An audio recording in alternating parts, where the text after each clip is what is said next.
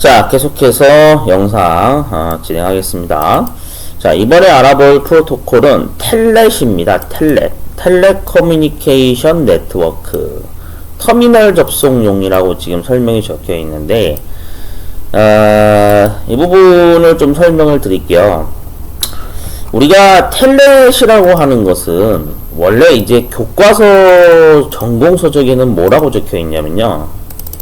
네, 지금 NCS 교재에는 약간 설명이 좀 부실하게 적혀 있는데, 얘를 좀 자세히 알아둘 필요가 있습니다. 텔넷이라고 하는 것은 우리가 원격 접속을 한다라고 하는 그런 의미를 가지고 있거든요. 간단하게 얘기하면. 자, 원격 접속이라는 것은 무슨 얘기냐? 우리가 원격이라는 단어의 뜻을 일단 알아야 돼요. 뭐 원격이라는 것은 되게 먼 거리에, 거리가 되게 멀게 돼 있는, 멀리 있는 컴퓨터끼리 서로 통신 수단을 이용해서 실제 실시간 실시간 모니터 화면 상황을 공유하는 것. 네, 이것을 우리가 원격이라 그러거든요. 네, 이런 걸 원격 접속이라 그럽니다. 그래서 실제 원격 접속을 사용하는데 사용되는 프로토콜이 텔넷이라는 게 쓰인다라는 것을 반드시 우리가 알 필요가 있죠. 사실 원격 접속에 대한 그 경험이 있으신 분들은 아마 아실 거예요. 지금도 이게 지원이 되는 걸로 알고 있는데, 네이트온이라는 메신저 아시죠? 네, 뭐 네이트온 메신저를 사실 워낙에 뭐 써보신 분들이 많겠지만, 뭐 요즘 분들은 사실 안 쓸 수도 있겠습니다만, 네이트온 메신저에 이 원격 접속을 할 수 있는 기능이 탑재가 되어 있습니다. 그래서 이 기능을 당시 사용해보신 분들은 알아요. 원격 접속으로 이렇게 그 유저끼리 붙으면은 그 상대방 모니터를 화면을 내가 공유받을 수 있고, 그리고 마우스도 실시간으로 내가 컨트롤 해가지고 움직일 수도 있거든요. 이 원격 접속이라는 것은 말 그대로 일반 유저끼리 뭐 컴퓨터가 장애가 발생하거나 뭔가 프로그램이 안 되는 요소가 있을 때 이런 거를 원래 AS 받을 목적으로 원래 사용을 많이 합니다. 그래서 통상적으로 요즘에는 이제 많이 활성화가 돼 있죠. 지금도 많이 씁니다. 기업 내에서도 소프트웨어 뭐 유지 보수 차원에서 예전에는 AS 기사가, 그러니까 그렇게 생각하시면 돼요. 과거에는 PC 정비 업무를 담당 정비 기사가 직접 찾아가거나 또는 정비소의 컴퓨터를 맡기는 상황에서, 컴퓨터를 맡다가 이게 맞나? 아유, 한글이 약해서. 자, 컴퓨터를 아예 전달해주고 그 상태에서 이제 리페어 서비스를 처리하는 방식이었거든요. 근데 이제 이 리페어를 하는 절차가, 수리하는 절차가 지금은 이제 원격 접속을 사용해서 이제 이 웬만한 그 소프트웨어적인 문제는 해결을 하다 보니까, 그래서 이 원격 접속을 많이 쓰거든요. 그만큼 유용하게 쓰이기 때문에 그런 겁니다. 그리고 이제 원격 접속의 주 목적이, 사실은 그 사용 목적이 좀 더 확장을 해서 들어가면 이제 그런 측면이 있습니다. 서버실에 있는 서버용 컴퓨터를 주로 관리하는 목적입니다. 왜냐면, 그러니까 맥락은 똑같아요. 과거에는 직접 사람이 서버실에 가서 모니터 화면을 켜고 거기에 달려있는 키보드를 막 이용해가지고, 마우스 키보드를 이용해서 서버의 어떤 관리 운영을 했었는데, 원격 접속이 생겨나면서 내가 굳이 회사 서버실에 있지 않아도 뭐 예를 들어서 집에서 쉬고 있다. 집에서 뭐 재택근무를 하고 있다. 예를 들어서 재택근무 중에 뭐 회사의 서버에 접속을 해야 된다. 이런 경우에도 이제 이 원격 접속인 텔넷 기술을 이용해서 내가 똑같이 현장에서 내가 서버 컴퓨터를 조작하는 것과 같은 효과를 보게 해주는 것이 바로 텔넷 원격 접속의 역할이다 라고 알고 계시면 좋겠죠. 자, 이제 이해되셨죠? 자, 이렇게 해서 텔넷 부분도 확인했고요. 다음 SMTP에 대해서 좀 알아보도록 하겠습니다. 이 SMTP라고 하는 것은 실제로 심플 메일 트랜스퍼 프로토콜이라 그래서 메일 송수신용 이렇게 되어 있는데, 자, 엄밀히 정확히 따지면 이렇게 보시면 됩니다. SMTP 프로토콜은 얘는 저는 일부러 저 단어를 약간 변형을 시켰어요. 원래는 여기 보면은 정석은 심플 메일 트랜스퍼 프로토콜이 맞는데 얘는 그냥 샌드 메일이다 해가지고 그냥 제가 이름을 붙인 겁니다. 말 그대로 메일을 다른 사용자에게, 다른 아이디 유저에게 보낼 때 사용하는 프로토콜이다. 그래서 SMTP라고 아예 규정을 해버렸습니다. 왜냐하면 실제 이게 이제 그 몇몇 자격증 시험에서 보면은 워드 프로세서나 컴퓨터 활용 능력 시험에서는 실제로 그렇게 설명이 되어 있거든요. 메일을 다른 유저에게 보낼 때 사용되는 프로토콜이다 라고 해서 문제 지문에 그렇게 나오거든요. 그러니까 사실 정확한 거는 메일을 보낼 때 사용하는 게 SMTP 프로토콜이 맞다라고 보시는 게 정답입니다. 그러면 당연히 우리가 이건 기억하기 쉬운 게 주로 이제 메일을 다른 유저한테 보내게 되면은 뭐가 남나요? 보낸 메일함이라고 하는 기록이 남죠? 네, 보낸 메일함에 관련된 게 바로 SMTP고, 이거에 이제 반대되는 개념이 이제 있는데, 그걸 보통 팝3라고 합니다. 팝3. 그래서 얘 팝이라는 게 원래 그 끌어당긴다 이 뜻이거든요. 끌어당겨온다 이런 뜻인데, 뭘 끌어당겨오는 거냐면, 내가 받은 메일이다. 받은 메일을 끌어당겨온다. 그럼 얘는 당연히 받은 메일함이 되겠죠. 네, 그래서 이렇게 구분하시면 되겠습니다. SMTP는 보낸 메일함, 팝3는 받은 메일함. 네, 뭐 이해 가시죠? 워낙에 요즘에 이메일을 사용을 안 하면 그건 정말 그 심각한 거고, 뭐 사회 활동을 하는 데 있어서 이메일은 이제 필수 요소가 돼버리다 보니까, 뭐 이메일 구조를 뭐 워낙에 아시는 분들이 많을 거니까 이 정도만 설명해도 충분히 이해가 가실 겁니다. 자, 다음에 IMAP이라는 프로토콜이 있어요. 그래서 인터넷 메시징 액세스 프로토콜, 그래서 메일 송수신용이라고 똑같이 적혀 있는데, 사실 저 얘랑은 일단 의미, 표면상 의미는 똑같이 보이지만 엄밀히 따지면 다릅니다. 왜냐면 인터넷 메시지라고 하는 것은 우리가 뭐 주고받는 일상적인 모든 통신에서 일어나는 통신 공간에서의 메시지를 얘기하죠. 근데 그런 메시지에 대해서 접근을 할 수 있는 프로토콜이다 라고 되어 있죠. 네, 그래서 IMAP이라는 게 있다라고만 알고 계시고 궁금하시면 검색해 보세요. 근데 얘는 아직까지 기능사 시험에서는 나온 적이 없어요. 뭐 향후 나올 가능성이 있다라고 예상은 해야 되는 건 맞지만은 아직까지는 나온 적이 없거든요. 네, 넘어가도록 하겠습니다. FTP 정말 중요하죠. 얘도 시험에 자주 나오죠. 자, FTP라고 하는 것은 우리가 자, 웹 FTP 우리가 주로 이제 요즘 방식으로 설명하면 그런 겁니다. 그 웹하드 있잖아요.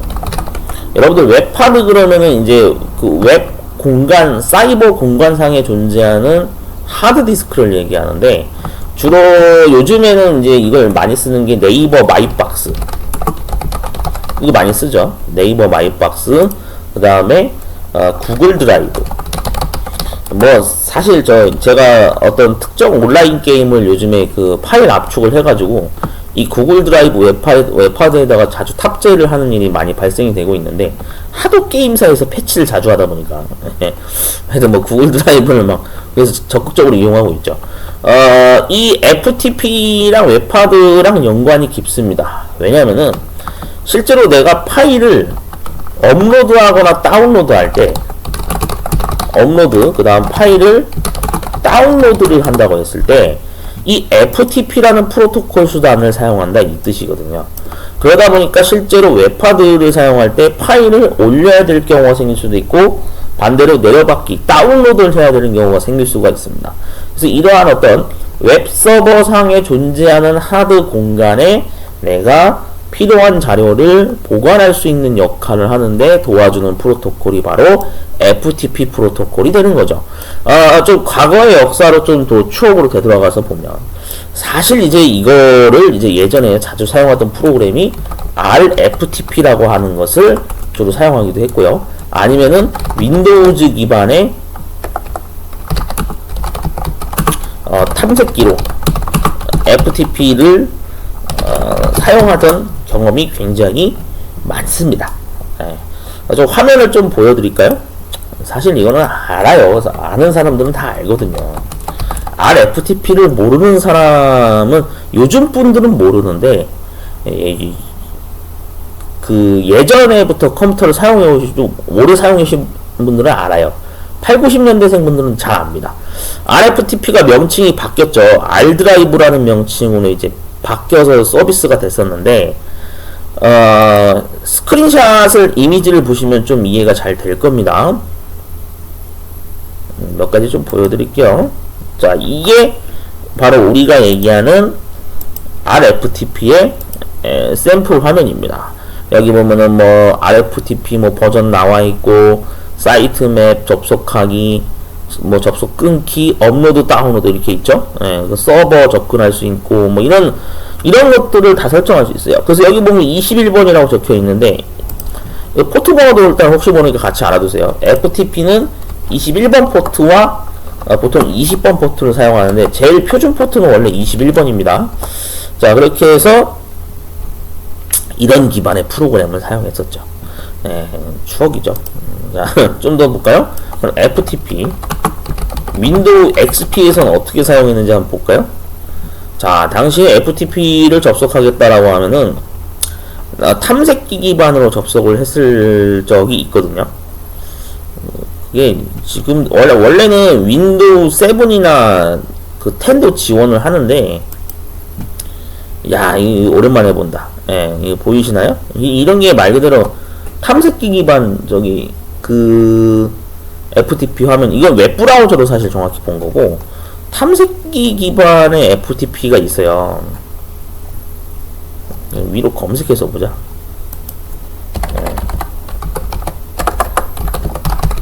FTP 탐색기라고 쳐볼게요. 네, 이겁니다. 이거. 당시에 이제 윈도우 98이나 XP를 사용했을 때 이런 로그인 창을 많이 보셨을 거예요. 여기다 주소창 입력하면은 이렇게 로그인 창이 뜨거든요. 이게 이제 말 그대로 FTP 프로토콜을 사용하기 위한 수단 중에 탐색기를 사용한 거죠. 그래서 이러한 개념을 좀 알아두시면, FTP라는 게 이런 용도로 쓰이는구나 를 알고 계시면 좋을 것 같습니다. 자, 그 다음 HTTP라고 하는 것이 있습니다. 정말 주관식 정답으로 요구하는 문제로 많이 등장을 했어요, 지금까지. 자, 인터넷 브라우저용에서 하이퍼텍스트 트랜스퍼 프로토콜의 줄임말인데, 자, 얘도 이제 굉장히 중요합니다. 네, 이거는 내가 인터넷을 사용하는데 HTTP라는 것을 모른다. 그러면은 굉장히 이제 피곤해지는 겁니다. 제가 약간 좀 세게 얘기하면은, HTTP를 모른다는 얘기는 그 인터넷을 나는 지금 제대로 사용하고 있지 않아요 라고 스스로 증명하는 꼴이거든요. 인터넷을 사용하는 동안에는 가장 많이 쓰이는 프로토콜입니다.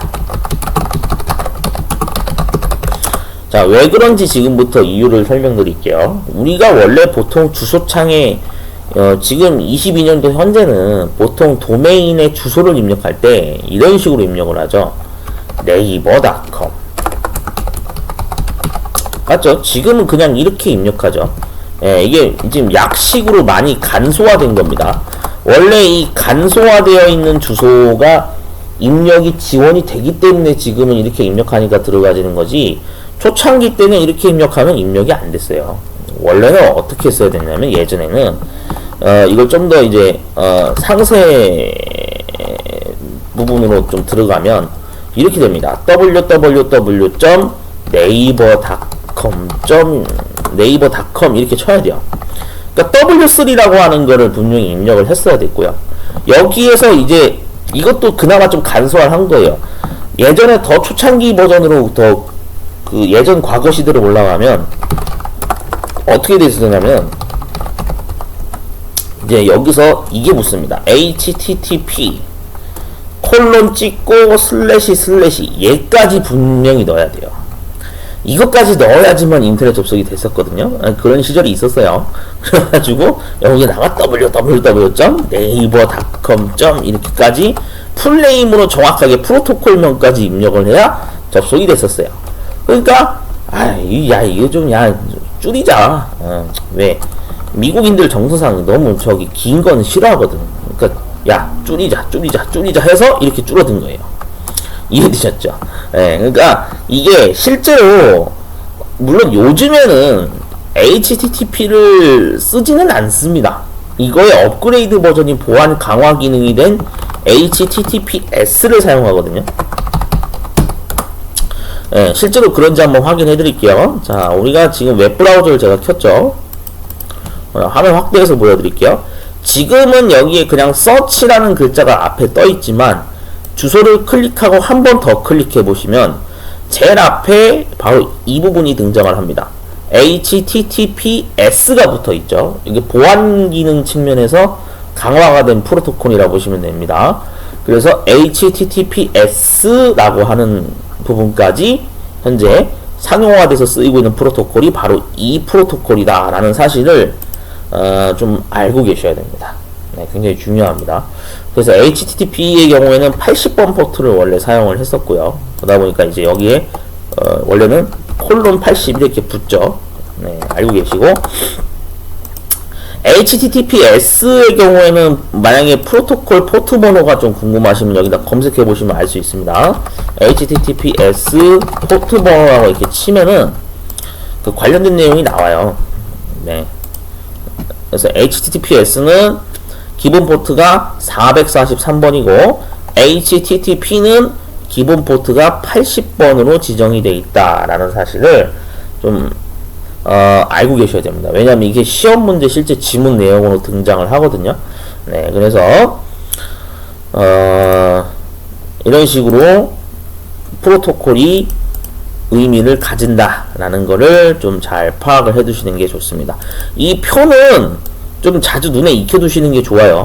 네, 나중에 내가 시험 문제를 푼다 했을 때 분명히 여기 표에 등장하는 프로토콜들은 통신 문제에서 단답형으로 다 요구하는 문제들로 나올 수 있다.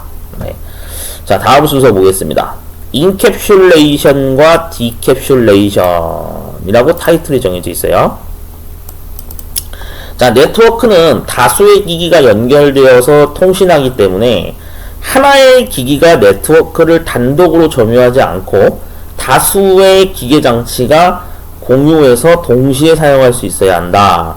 이를 위해서 송신 측에서는 인캡슐레이션 과정을 통해서 전송 데이터를 패킷으로 분할하고 각 패킷의 송수신지의 IP 포트, 전송 순번 등을 같이 보내고 수신지의 디캡슐레이션 과정을 통해 분할되어 도착된 패킷들을 재조합해서 활용한다. 사실 이 부분의 지문에 대해서 좀 언급을 하고 넘어갈게요. 우리가 이 인캡슐레이션과 디캡슐레이션은 사실 예전부터 많이 사용을 해왔는데 용어 자체가 생소하다 보니까 많은 분들이 이런 통신 방식이 있었나? 막 이제 갸우뚱하시는 분들이 있어요. 자, 우리 추억 소환을 또 한번 해보도록 하겠습니다. 자, 추억 속으로. 약간 좀 이러면은 어디 TV 프로랑 좀 겹치는 것 같은데, 우리가 아까 등장했던 단어가 패킷이라는 게 등장을 했죠. 이 용어를 좀 알아둘 필요가 있어요. 아까 이 교재 이 NCS PDF 문서 자료에서 언급한 이 내용은, 이 문장은 사실은 우리가 너무너무나도 잘 알고 있는 지식 중에 하나입니다. 자, 여러분들 왜 저기 아세요? 지금은 우리가 스마트폰을 사용하죠. 맞죠? 지금은 스마트폰을 사용하죠. 근데 예전에는 스마트폰이 아니었어요. 좀 더 과거로 거슬러 올라가면은 폴더폰을 사용하는 때가 있습니다. 근데 이 폴더폰이라고 하는 것이 이제 뭐 지금의 뭐 접히는 폴더폰, 그런 스마트폰을 접는 폰이 아니라 일명 피처폰이라고 하던 것이 이제 있었거든요. 좀 모델을 좀 보여드릴게요. 뭐 모토로라 피처폰 그러면은 사실 뭐 다 알죠. 모토로라 피처폰 이렇게 딱 검색을 하시면은 여기 이미지로 보여드릴게요. 네, 바로 이런 거예요. 이게 이제 정말 많이 사용했던 피처폰이거든요. 네, 이거 정말 많이 사용했어요. 이거 예전 분들이.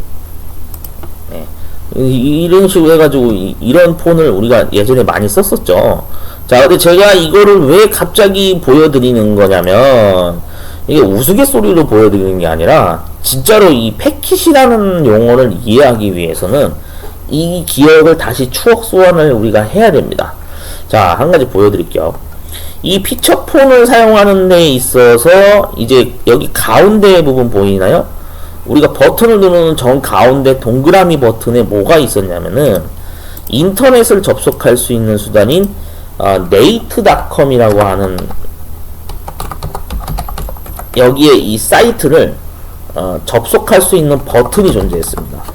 이 버튼을 누르면은 네이트닷컴에 접속을 합니다. 그래서 뭐 실제로 뭐 사용 요금에서 뭐 얼마가 부과됩니다, 이런 규정이 있었는데, 더 정확히 얘기하면 이런 겁니다.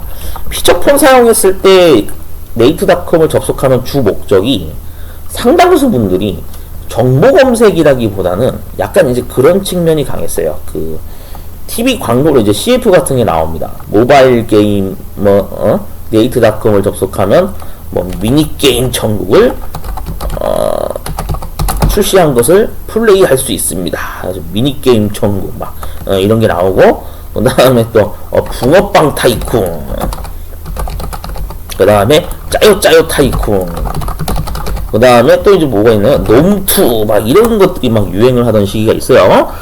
이제 좀 추억이 기억나시나요? 예. 그래서 제가 추억 속으로 하고 제가 얘기를 한 겁니다. 이거를 안 하신 분들이 거의 없을 거예요. 당시 모바일 피처폰을 사용하면서 야, 이거를 모르면은 거의 간첩이라는 소리까지 들을 정도로 얘는 인기가 굉장히 많았거든요. 그러니까 문제가 뭐냐면은 이제 이 게임들을 다운을 받으려고 봤더니 요구하는 게 있어요. 통신사에서 이 패킷을 이용해서 말 그대로 장사를 했었는데, 이게 이제 그런 거죠. 1패킷당 10원이 부과됩니다. 이렇게 되거든요. 1패킷당 10원이 부과됩니다라는 요금 고지 약관을 미리 메시지로 알려주죠. 사용자에게 알려준다. 그래서 이거에 동의를 하면, 동의 버튼을 누르면 이제 게임 다운로드를 시작을 했었죠. 그러니까 지금으로 따지면은 우리가 스마트폰에서 플레이스토어를 이용해서 그 구글 플레이스토어에서 어플을 다운받는 행위가 바로 과거의 이 피처폰을 사용해서 패킷 단위로 이거를 다운받는 것과 똑같은 맥락이다 보시면 되겠습니다. 이해되셨죠? 그래서 우리가 지금 현재 스마트폰으로 뭐 카카오톡 어플, 멜론 어플 이런 거 다운받잖아요. 각종 필요한 응용 프로그램을 다운받는 행위를 하는 것이 바로 그때 사용되는 게 패킷이다라고 알고 계시면 되는 거예요. 이해되셨죠? 네, 이제 좀 아주 확실히 이해되었을 거라고 봅니다. 자, 그래서 그러한 어떤 그 전송을 보내고 뭐 할 때 이런 거 사용되는 과정이 인캡슐레이션과 디캡슐레이션이 있는데, 이거를 제가 좀 자세히 좀 설명을 드릴게요. 일단은 단어 뜻부터 아셔야 되니까. 자, 인캡슐레이션이라고 하는 거는, 얘는 이제 말 그대로 정보를 은닉화한다. 은닉화한다라는 뜻으로도 해석이 되고요. 암호화한다라고 해도 맞는 말입니다. 인캡슐레이션은 암호화, 은닉화 이렇게 표현을 하거든요. 우리가 캡슐이라는 단어는 사실 어디서 많이 보냐면요. 내가 몸이 아파서 병원에서 진료받고 약국에서 알약을 제조받죠. 네, 주로 이제 약국에서 알약을 제조받죠. 그럼 이 알약의 안에 성분에는 약의 주 성분인 메인 알맹이가 가루가 이게 있고, 가루약을 예전에는 우리가 가루약을 그냥 먹었을 때는 너무 써가지고 막 물로 이렇게 막 희석해서 목을 넘기기가 되게 힘들었잖아요. 근데 알약은 그런 거를 이제 개선한 방식으로 나온 거죠. 그래서 뭐 알약에서 실제로 보면 뭐 초코향이 난다던가 뭐 이런 걸 경험하신 분들이 아마 있을 건데, 그만큼 중요한 내용물을 보호하기 위해서 우리가 어떤 캡슐에다가 가루 성분을 넣은 거죠. 그 안에다가. 그래서 이러한 것이 바로 우리가 정보 은닉화, 또 캡슐화, 또 암호화 이렇게 이제 표시를 하는 겁니다.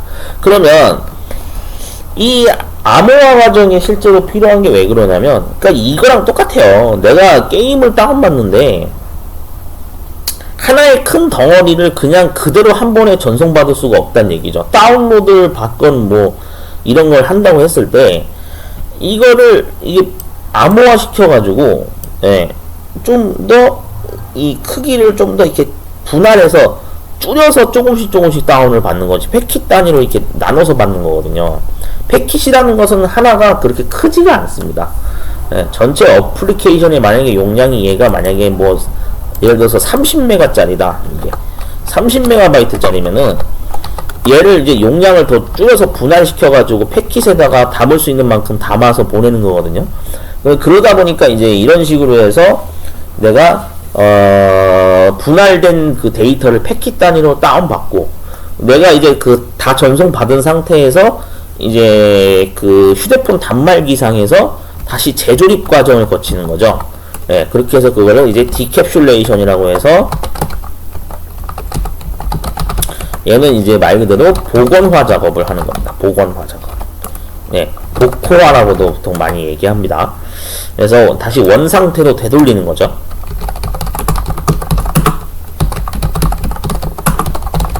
네, 원 상태로 되돌리는 재조립 작업을 하는 것이 바로 디캡슐레이션이 되는 겁니다. 자, 그렇게 된 설명이 바로 여기에 대한 설명이니까 참고하시면 되겠습니다. 참고로 근데 이 인캡슐레이션의 경우에는 사실 얘는 꼭 알고 계셔야 되는 게, 이게 통신에서만 나오는 게 아니고요. 얘는 나중에 자바 알고리즘 개념에서도 또 등장합니다.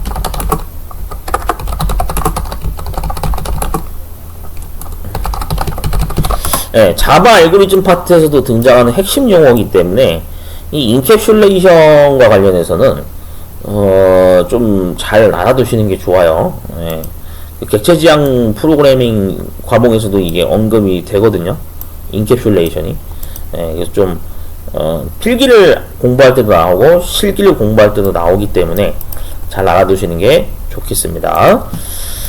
자, 다음 페이지로 넘어갈게요. 자, 그래서 뭐 이렇게 계층별로 이런 구조로 돼 있다라는 거를 좀 간단하게 한번 확인해 보시면 되겠고요. 자, 이거 뭐 인캡슐레이션 처리 방법 뭐 해가지고 여기에 나와 있죠. 그래서 전송 계층에서는 상위 어플리케이션 계층에서 생성된 메시지를 전송이 편하게 될 수 있도록 분할해서 바디 정보에 추가를 하고, 수신지, 받는 쪽에서 분할되어 수신된 메시지를 재조립할 수 있도록 순번, 출발지와 도착지의 포트 정보들을 헤드 정보에 추가해서 세그먼트를 생성한다. 이 세그먼트라는 단어가 또 이제 많이 언급이 돼요. 사실 이 세그먼트라는 용어도 잠깐 언급을 하고 넘어가면, 원래 이제 우리가 세그먼트 그러면은 사실 저거 생각을 많이 해요. 전자과 전공하신 분들은 이걸 알죠.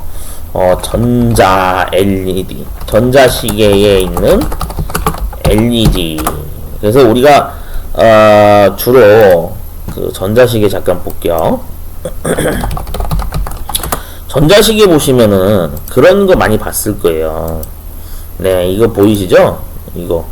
이게 자세히 보시면은 이 LED가 여기 0부터 9까지의 숫자를 이게 표현하기 위해서 이 LED가 각각 조각조각 이렇게 나 있죠. 원래 조각 나 있는 분할되어 있는 상태를 우리가 세그먼트라는 단위를 많이 씁니다. 네. 보통 세그먼트라고 하는 것은 분할되어 있는 한 조각, 이거를 세그먼트라 그래요.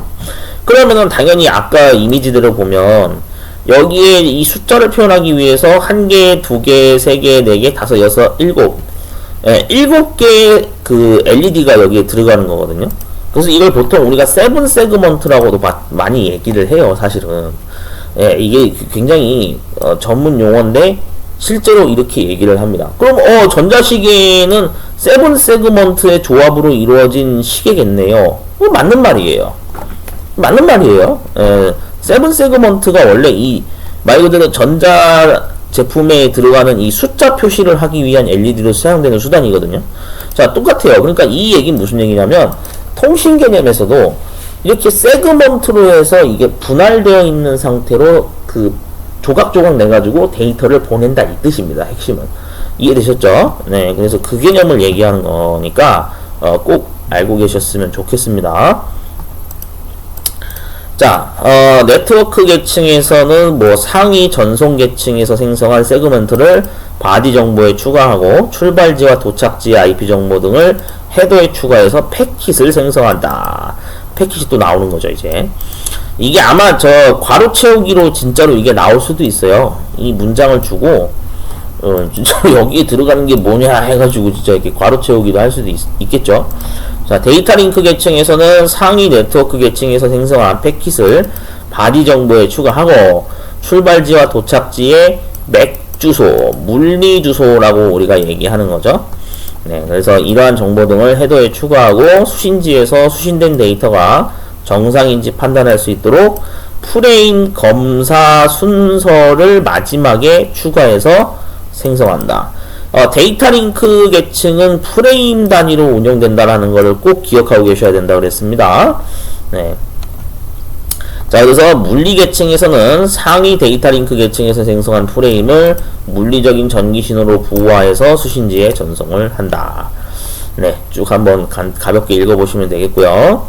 자, 수신지에서 복호화 처리, 디캡슐레이션이죠. 그래서 물리 계층에서 전기 신호를 이제 비트로 복호화하고 네트워크 계층에 전달을 하고요. 데이터 링크에서는 헤더 정보를 체크해서 목적지의 물리 주소가 자신의 물리 주소와 동일하면 이더 타입에 정의되어 있는 네트워크 계층의 프로토콜로 헤더를 제거한 패킷을 전달한다. 참고하시면 되겠습니다. 네트워크 계층에서 헤더 정보를 체크해서 목적지의 IP 주소가 자신의 IP 주소와 동일하면 프로토콜 번호에 정의되어 있는 전송 계층의 프로토콜 헤더를 제외한 세그먼트를 전달한다. 그러니까 아까와 반대 과정이라고 보시면 될 것 같아요. 라번도 한번 참고해서 읽어보시고. 여기에 이제 조금 알아볼게. 이 파란색 박스 얘를 좀 읽어볼게요. PDU라고 하는 것이 또 이게 있는데 프로토콜 데이터 유닛이라는 용어가 있거든요. 이거는 아직 시험에서 나온 적은 없어요. 네, 기능사나 산업기사에서 나온 적은 없지만 그래도 엄연히 통신 용어이기 때문에 상식으로 알아두시는 건 꼭 좋을 것 같습니다. 혹시나 향후 나올 수도 있기 때문에. 자, PDU는 각 네트워크 계층에서 사용하는 데이터 단위를 의미하는 용어로 통신에 필요한 헤더 정보와 데이터를 캡슐화해서 구성하며 프레임, 패킷, 세그먼트 등의 계층별로 다른 단위를 사용한다. 예를 들어서 4계층에서는 세그먼트 단위를 사용하고 송신지와 수신지의 4계층에서는 세그먼트를 이용해서 통신을 수행하게 된다. 예. 그래서 이거 PDO라는 것이 이렇게 쓰인다라는 걸 좀 알고 계시면 좋을 것 같아요.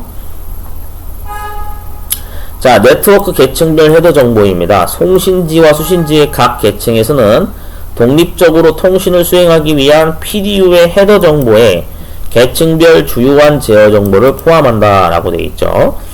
자, 그래서 여기 보면은 뭐 헤더 정보와 관련해서 지금 데이터 링크 계층, 그 다음 네트워크 계층, 그 다음 전송 계층, 그래서 헤더 정보에 대한 것들이 쭉 나열되어 있는데, 한번 궁금하신 분들은 다 검색을 한번 해보시고요.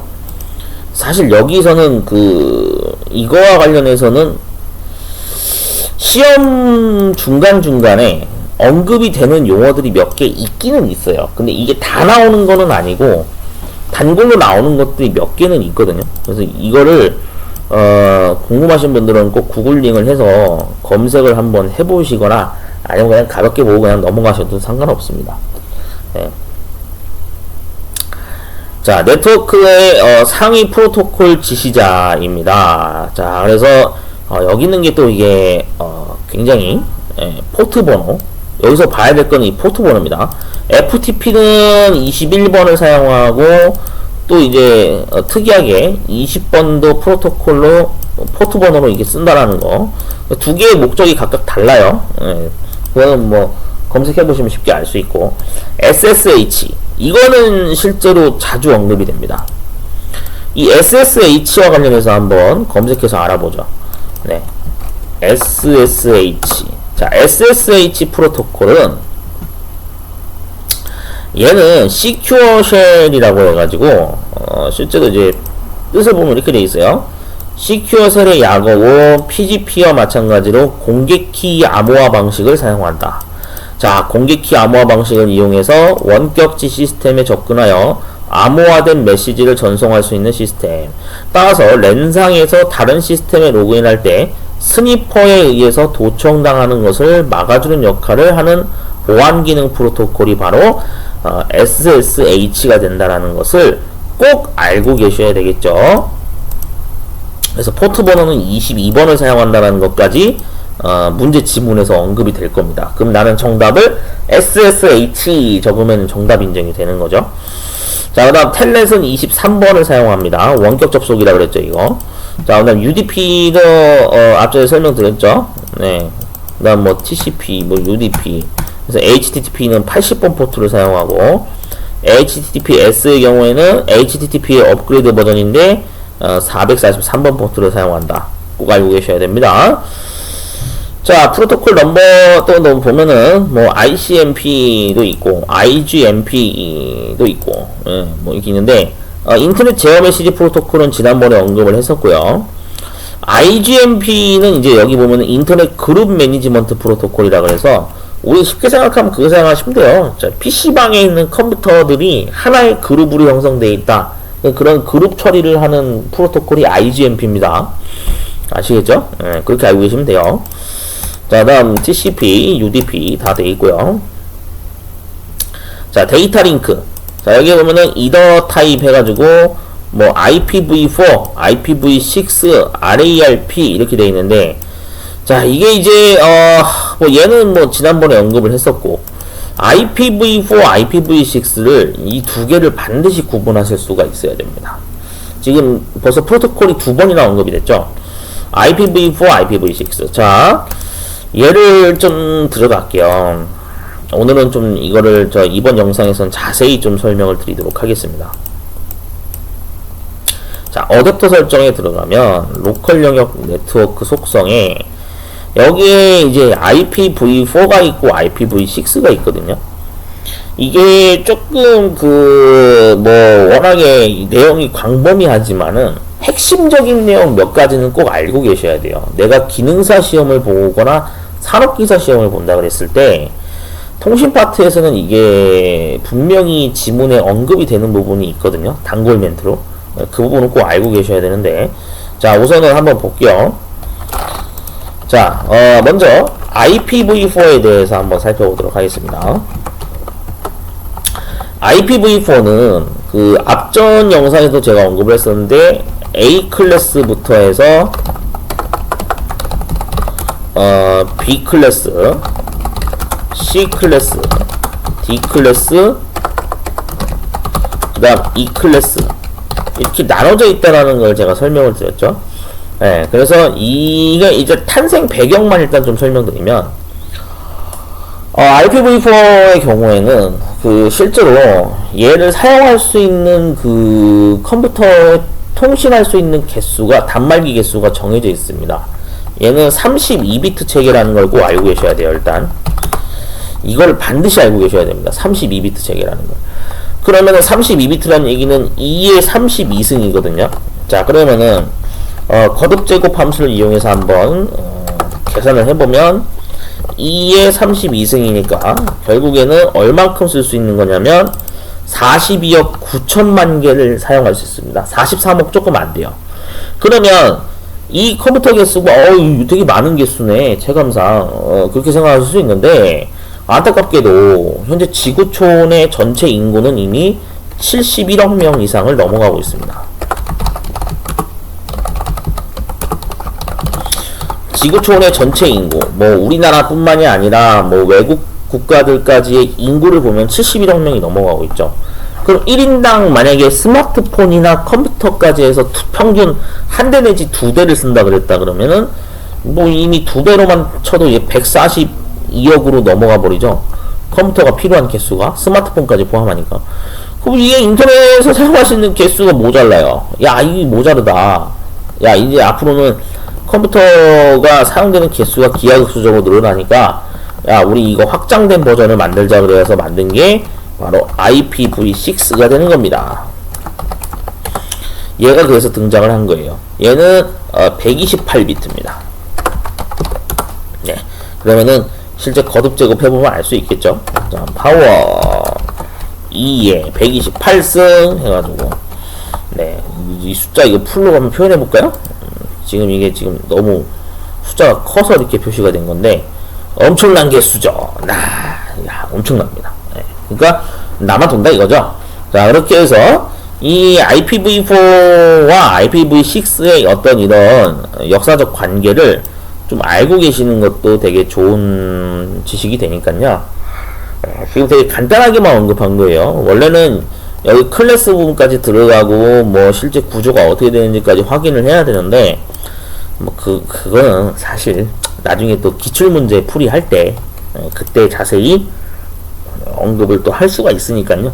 이 정도 개념으로만 일단 알고 계시는 게 중요합니다. 문제 지문에서 진짜로 비트 수를 이렇게 언급을 하거든요. 두 개의 그 버전에 대해서. 네, 이 부분까지만 일단 기억하고 계시면 편할 것 같아요. 자, 그 다음 문제도 넘어가 보도록 하겠습니다. 자, 라우팅 유형에 대해서 이제 언급을 했네요.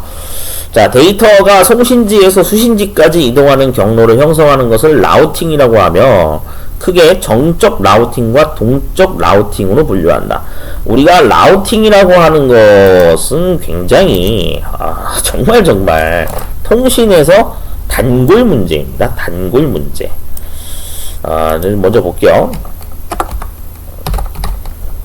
라우팅 그러면은 야, 이게 여러분들 사실 라우팅 작업을 해주는 하드웨어가 이제 네트워크 장치가 라우터가 있거든요.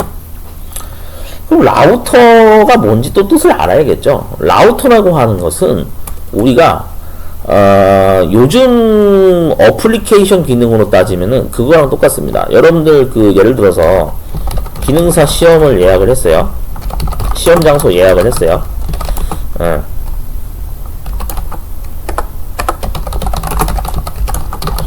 자, 만약에 여러분들이 예를 들어서 내가 거주지가 뭐 서울역인데 예를 들어서 시험 장소를 서울 남부 국가기술 자격 시험장으로 만약에 필기 시험을 만약에 예약을 했어요. 그럼 내가 서울역에서 여기 남부 국가기술 자격 시험장으로 가기 위한 어떤 네이버 지도 같은 걸 이제 검색을 하겠죠. 아니면 카카오 맵을 사용한다든지. 네, 맞죠? 이런 걸 사용할 거예요. 그래서 가장 최적의 거리, 시간 대비 가장 단거리로, 최적의 거리로 갈 수 있는 것을 내비게이션이 알려주는 거죠. 예. 우리가 이 어플을 쓰는 이유는 그만큼 빠른 시간 내에 도착을 하기 위해서 우리가 사용하는 거잖아요. 맥락이 똑같아요. 라우터라고 하는 것은 바로 이러한 길찾기 기능을 도와주는 역할을 하는 것이 바로 라우터라고 보실 수가 있습니다. 그러면 이 라우터라고 하는 것이 그래서 이제 지문의 뭐 교재상으로 보면 그렇게 나와 있어요. 최적의 경로를 탐색한다. 네. 그 방금 제가 얘기한 이거랑 똑같은 거예요. 내가 시험장을 어떻게든 단거리로 최대한 빠른 시간 내에 도착할 수 있는 수단이 뭐냐? 뭐 몇 번 버스를 타가지고 뭐 어느 육교를 지나가면은 시험장에 뭐 몇 분 만에 도착할 수 있다. 뭐 이런 게 나온단 말이죠. 그래서 그러한 역할을 하는 게 바로 라우터다. 그러면 라우팅이라고 하는 것이 이제 몇 가지 존재하는데 정적 라우팅이라고 하는 것이 있고 동적 라우팅이라고 하는 것이 있는 거죠. 자, 정적 라우팅에 대해서 지금 교재에 설명이 돼 있죠. 그래서 스테이틱 라우팅이라고 그러고 네트워크 관리자가 직접 라우팅 테이블에 라우팅 경로를 입력해서 관리하는 방법을 정적 라우팅이라 한다. 자, 이 정적 라우팅의 경우에는 실제로 얘는 진짜 수작업이에요. 수작업. 말 그대로 수동작업. 네트워크 관리자가 일일이 수작업을 하는 겁니다. 굉장히 시간도 많이 걸리긴 하지만 그래도 일일이 수작업을 하니까 뭔가 내가 실수를 예방할 수 있는 효과를 줄 수가 있겠죠. 맞죠? 시간은 걸리지만 이렇게 꼼꼼하게 작업을 해야 되는 곳이 주로 우리가 알고 있는 그 앞전에 제가 왜 고정 IP 넣어서 사용하는 기관이 어딘지 알려드렸죠. 뭐 학교, 컴퓨터실, 그 다음에 뭐 PC방 이런 곳은 다 수작업으로 해야 되기 때문에 그럴 때 이제 사용하는 게 정적 라우팅입니다. 고정 IP를 넣는 작업을 생각하시면 될 것 같아요. 자, 동적 라우팅이라고 하는 것은 자동으로 그냥 공유기가 알아서 길을 찾는 거죠. 그래서 앞전에 제가 설명드렸듯이 여기에 보면은 자동으로 우리 여기 자동으로 IP 주소 받기 있죠. 이게 동적 라우팅이라고 보시면 됩니다. 이게 정적 라우팅, 이게 동적 라우팅이 되는 거라고 보시면 돼요. 그래서 지문 한번 읽어볼게요. 자, 다이나믹 라우팅. 네트워크 관리자가 직접 개입하지 않고 라우터 간의 정보를 교환하면서 라우팅 경로를 관리하는 방법을 동적 라우팅이라고 한다. 동적 라우팅은 거리 벡터 라우팅 알고리즘과 링크 상태의 라우팅 알고리즘이 있는데, 자, 이 부분도 역시 시험 문제에 나오는 것들입니다. 기능사 3회차 시험에 이게 한번 언급이 돼서 나온 적이 있어요. 그래서 거리 벡터 라우팅 알고리즘이라고 하는 것이 있는데, 인접 라우터와 라우팅 테이블 정보를 교환해서 패킷 전송을 위해 거쳐야 하는 라우터의 개수로 거리를 산정해서 최적의 라우팅 경로를 수립하는 방법으로 RIP 등의 프로토콜을 이용해 라우터 간의 정보를 교환하는 것이 무엇이냐 해서 정답을 거리 벡터 라우팅 알고리즘 이렇게 정답을 요구하는 문제가 나온 적이 있습니다. 그래서 이 부분은 좀 자주 읽어보세요.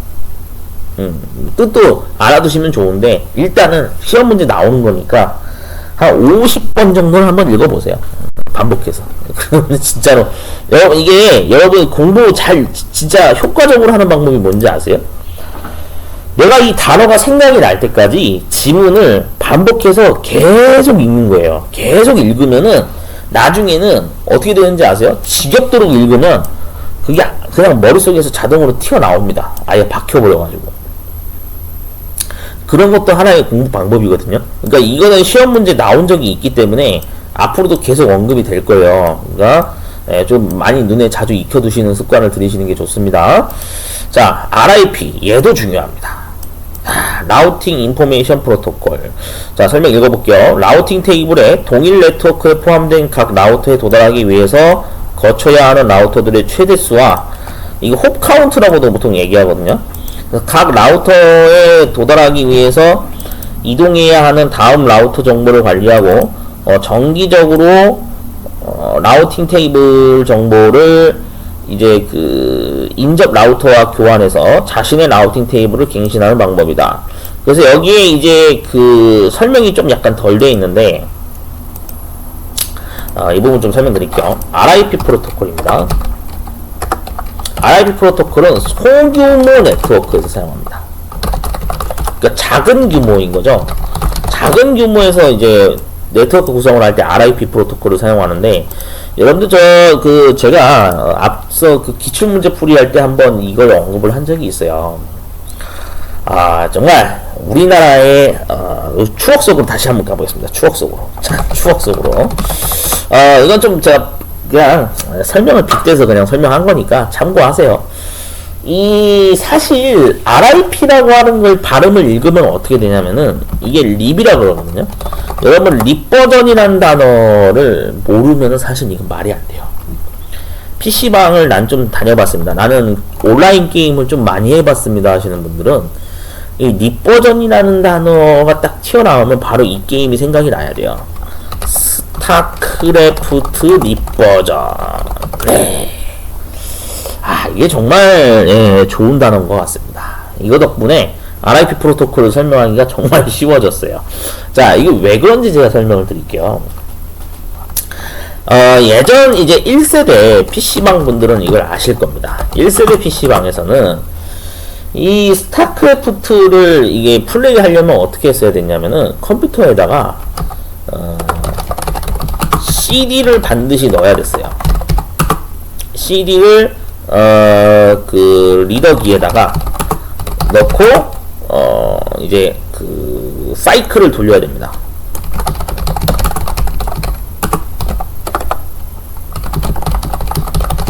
네, 초창기에는 이렇게 사이클을 이렇게 돌리기 위해서 리더기에다 CD를 넣었어야 됐거든요. 근데 얘는 이제 문제가 뭐냐면 CD를 뺀 상태에서 게임 실행이 안 되는 거예요. 야, 이거 CD가 그럼 망가지게 되면은 이거 게임을 못하는 거 아니냐. 야, 불편하다. 그래서 기술이 발전돼서 그 다음에 이제 등장을 한 게 개선사항이 이제 하나 등장을 했죠. 자, 그게 바로 뭐냐면은 CD 스페이스라는 프로그램을 사용하기 시작했습니다. CD 스페이스를 사용하거나 또는 여기서 이제 그 CD 스페이스를 이용해서 그 뭐라고 하지? 우리가 ISO 이미지를 압축 파일을 만들어냅니다. 이렇게 하면은 실제로 그 CD를 사용하지 않고요. ISO 이미지 압축 파일만 그냥 바로 탑재를 시켜놓으면은 스타크래프트 실행이 가능했어요. 대단히 좋은 기술입니다. 이제 나는 CD를 사용하지 않고 스타크래프트를 즐길 수가 있는 거예요. 맨날 CD 돌아가는 그 윙 하는 소리를 이제는 나는 듣지 않아도 되는 아주 그런 쾌적한 환경에서 게임이 가능했죠. 자, 근데 여기에서 이제 또 개선사항이 하나 더 등장합니다. 자, 두 번째 개선사항이 등장을 하게 되죠. 이제 이 방식도 이제 조금 이제 귀찮아. 그러니까 그 다음에 이제 등장한 게 뭐냐면은 아예 exe 파일과 몇 가지 DLL 부속 파일을 이제 아예 파일 형태로 지니고 있으면 그냥 하드디스크에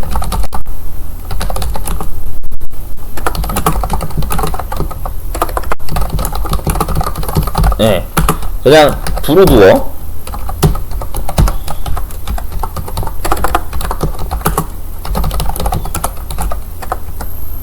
브루드워 exe 파일만 이제 더블 클릭해서 실행하면은 스타크래프트가 실행이 되는 이런 환경이 이제 조성이 됐습니다. 그래서 이 스타크래프트가 당시에 그 1.16 버전인가 하여튼 있었어요. 그게 있는데 그게 뭐냐면은 말 그대로 정말로 내가 이제 그 배틀넷을 하는 게 아니라 그냥 친구끼리 스타를 하게 된다든지 밀리 대결 또는 이제 프리 서버라고 알려진 PC 서버라는 게 있거든요. PC 서버에 접속해서 배틀넷을 즐길 때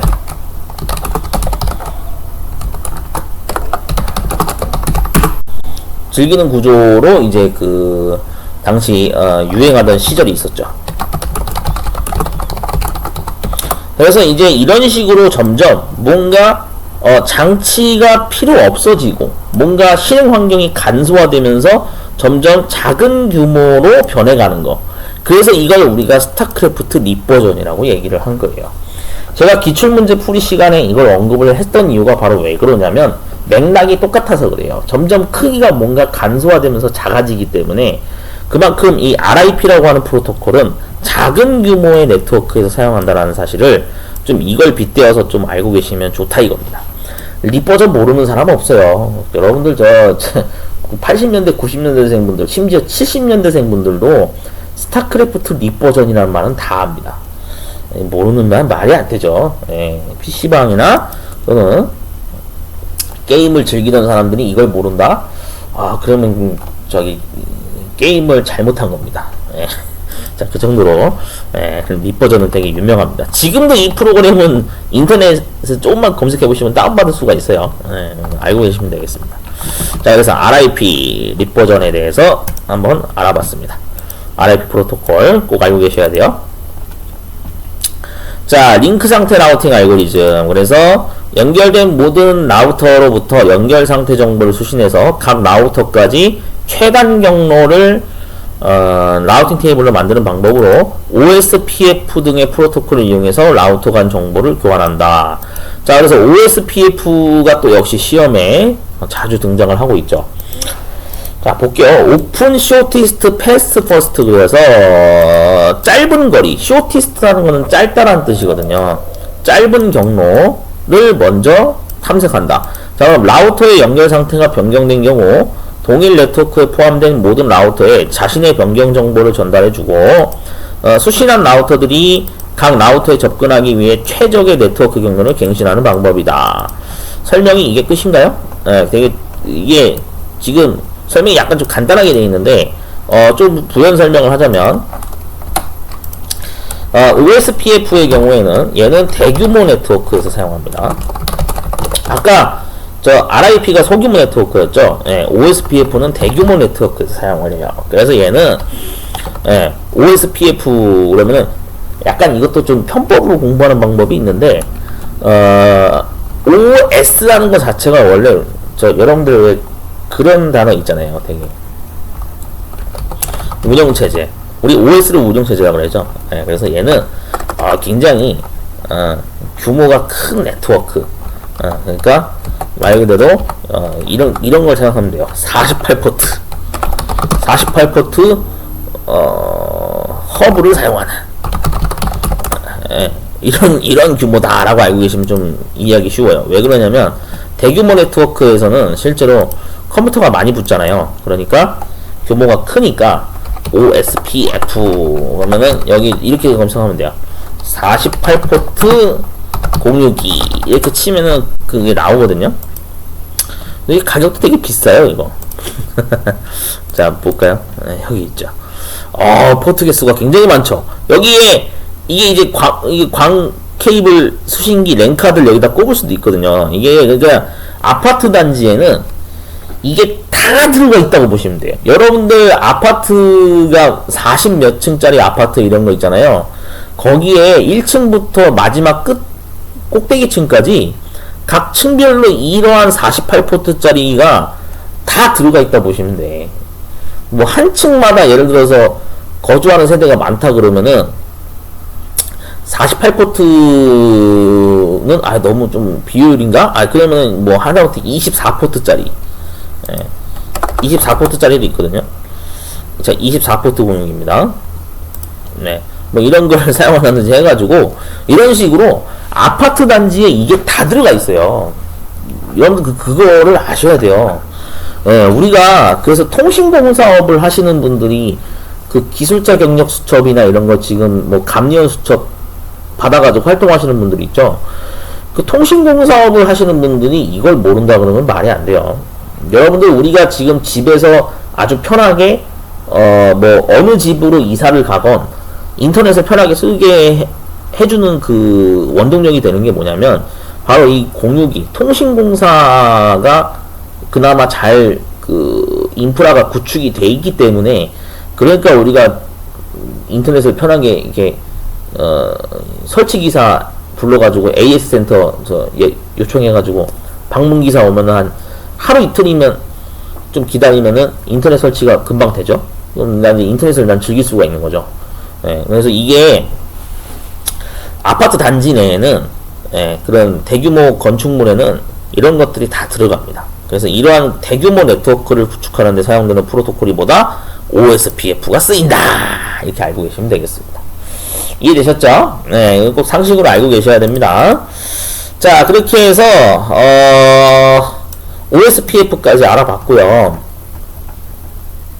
자, 이거 다음 챕터인데 이거는 다음 영상에서 다시 한번 제가 또 준비해서 찾아뵙도록 하겠습니다.